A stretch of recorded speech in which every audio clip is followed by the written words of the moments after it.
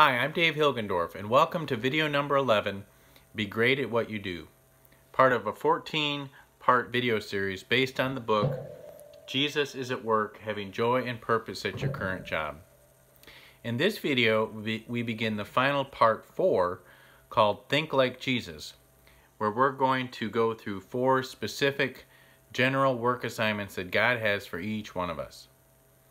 I think that a great way to lay the foundation for this part 4 is to read James 1:22-25, which says, "But be doers of the word and not hearers only, deceiving yourselves. For if anyone is a hearer of the word and not a doer, he is like a man observing himself, goes away and immediately forgets what kind of man he was.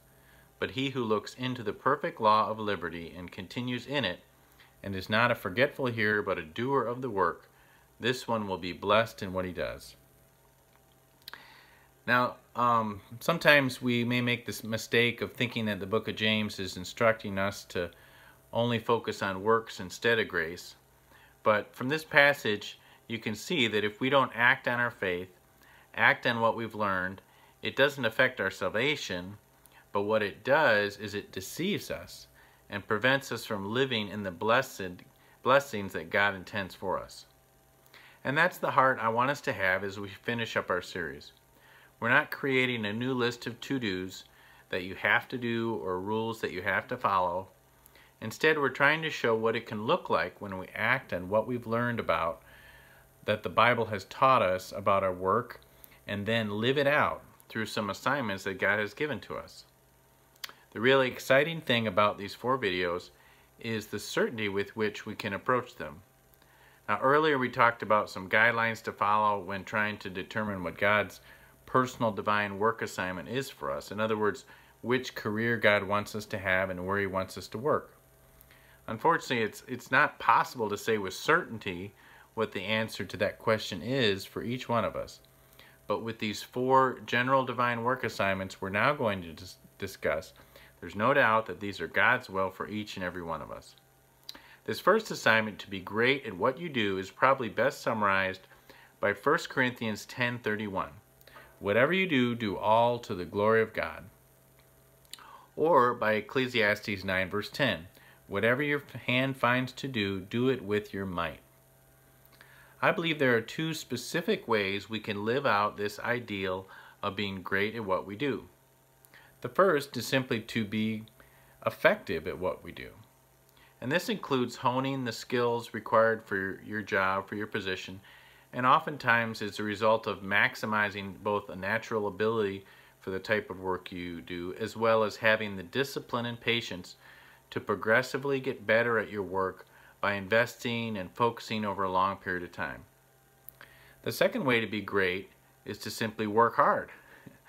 This has been referred to in other ways as effort, grit, chutzpah, oomph, hard work, spunk, and tenacity, among other phrases.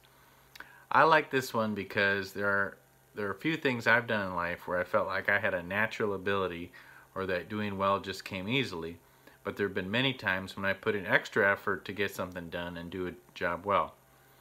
I believe it's this second way of doing well, working hard, that Solomon was probably referring to when he says, "Do it with your might." I believe it's also something that we can all do. When we dedicate ourselves to working hard at our job and doing the best we can, I believe we are great at what we do in the eyes of Jesus, regardless of how we are recognized by others. Still, if we work hard with the right spirit and for the right reasons, as a loving response to God and not an attempt to impress our boss or others at work, our hard work can be a powerful testimony to others. And I think this is especially true if we're doing something that doesn't just come to us naturally. Now, there's a caution that has to come here, and that is to be careful not to give yourself too much credit. It can be easy to do since you're the one doing the hard work, and it can be especially tempting to take credit in our culture and here in America, since hard work and self-reliance are both so highly valued. But we need to remember that God is the one and only source for both our talent as well as our effort. And without Him, we wouldn't be able to do any work at all, let alone do it well. Now, this hard work should be the norm and not the exception if you're a Christian.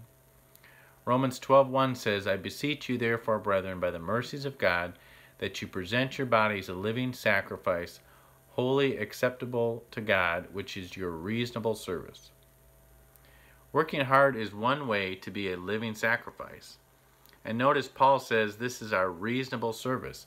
In other words, that is what should be expected of us as Christians, not something out of the ordinary. I don't think we can do justice to this idea of doing our best while at work without referring to Ephesians 6:5-8, which in the New Living Translation says, Slaves, obey your earthly masters with deep respect and fear. Serve them sincerely as you would serve Christ. Try to please them all the time, not just when they are watching you. As slaves of Christ, do the will of God with all your heart. Work with enthusiasm, as though you are working for the Lord rather than for people. Remember that the Lord will reward each one of us for the good that we do, whether we are slaves or free. Now, based on the context from that period of time and the manner in which people were considered bondservants or slaves, I believe it's appropriate to apply this passage to us in our daily work. It talks about a work ethic that is a far cry from what is often seen in today's workplace, where workers obey their bosses with deep respect and fear as they would serve Christ himself, even when no one is looking, and to do so with enthusiasm and with all of their heart. You know, this idea of working hard is something that is valued by more than just Christians, and many of the concepts we've discussed can be found among the most well-read secular self-help and productivity books. The difference, however, lies in our motivation. Remember, our work purpose is simply to love and glorify God. That is the big why that should motivate us to work hard and give 110% at work each day.